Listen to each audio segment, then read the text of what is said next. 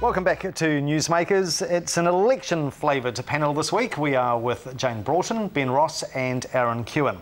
The looming by-election in Mana has reignited one of Bob Parker's key attack lines against his big opponent Jim Anderton. The Wigram MP has courted controversy by refusing to force a by-election in Wigram in the event he wins the mayoralty. Anderton is adamant that he will serve out the term and double as an MP and a mayor to save the public the cost of a by-election. But should Jim Anderton be prodded into reconsideration mode? Jane, what do you think?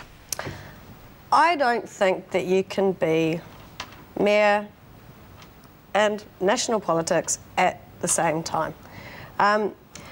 For instance, I will say that Bob Parker and Joe have been incredible in their turnout to evening events.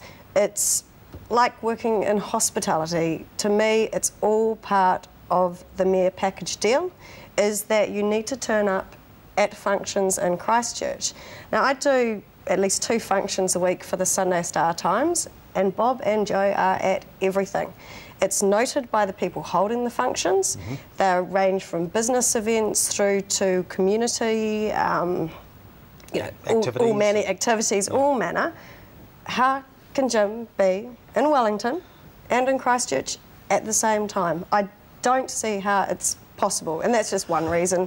Secondly, it's a full-time salary. It doesn't matter whether he's going to donate the salary back to the community or what. I certainly couldn't apply for a job as editor of the press and apply for one as editor of the Don Post. Wouldn't happen. For the purposes of this exercise, Ben, can we cast you as one of Jim Anderton's foot soldiers? Do you believe it is Irish, Catholic intransigence on the part of Mr Anderton that he won't think again, that he won't budge on this? No, I don't. And, I mean, first of all, I don't think you should judge the quality of a mayor based on how many events they turn up to. That was one comment. I really think that Wigram needs Jim to do both jobs, that he made a promise to those people to serve them for 3 years. I mean, if he resigned and we had an early election, there may be no MP in Wigram at all until the election. Wigram needs him to do both jobs. And in any case, it is important. He could resign today. He could. But I really think, especially, that if he was elected mayor and served as an MP, I mean, it's really important that he is giving his salary, his higher salary, back to those community groups that have lost their funding. But then surely he shouldn't be, if he's committed to his constituency, surely he shouldn't be running for mayor. He should leave it till the next election after he resigns. Well, his original intention was not to run for mayor. He was called on to do it because of the current council and the current mood in the council. But he makes his own decisions. He didn't get marched up to the office to put in his voting papers. If Labour weren't so poorly in the polls, do you think Jim's decision might be different? I mean, let's face it, if there was a by-election in Wigram, is there a great danger National might snap it up at the moment? No, my understanding is Labour in Wigram is ready and willing to go. Well, why don't they then? Because the city at the moment needs Jim to do both jobs. Aaron, do you think this is a huge political gamble that Jim Anderton is taking? Could this actually cost him the job? Could this be the gaffe of the century?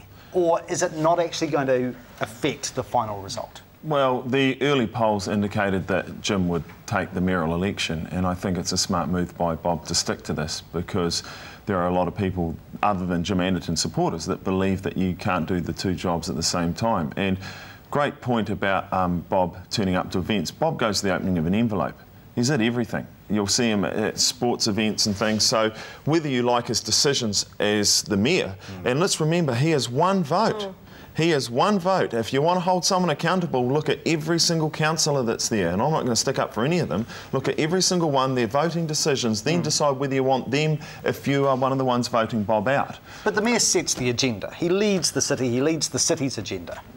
I think the staff set the agenda, truthfully, Mike. Well, that's another issue. It is another issue, but that's the way it goes. But once again, Bob can say, hey, look, I want to put a helicopter pad on top of the cathedral. If he wants to do that, he's still got to get it past all the other councillors. And so they've either gone along with Bob's plan or they haven't. So if we're going to dump Bob, we need to look at dumping the entire council. But you can't do both jobs. Ben, it's too big. Both are too big. Ben, if 2021 do some polling in the next few weeks, which shows this is really hurting Anderton's support, Do you believe there is any chance he will reconsider? No, Jim's a man of his word. He doesn't want to put the country through the cost of that. No, hang on, I've got to pull you up on that.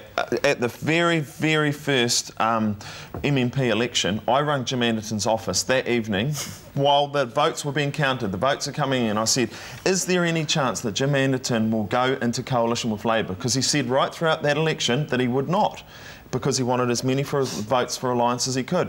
And they said emphatically, Jim is a man of his word, he will not go into coalition with Labor. He went straight into coalition with Labor. I'm not hassling Jim, but I'm just saying that politicians make these statements that are 99% true. I think when Jim left the Labor Party, that was because they didn't share core beliefs. When Jim went into coalition with them, it was because he felt that they had shared a common goal.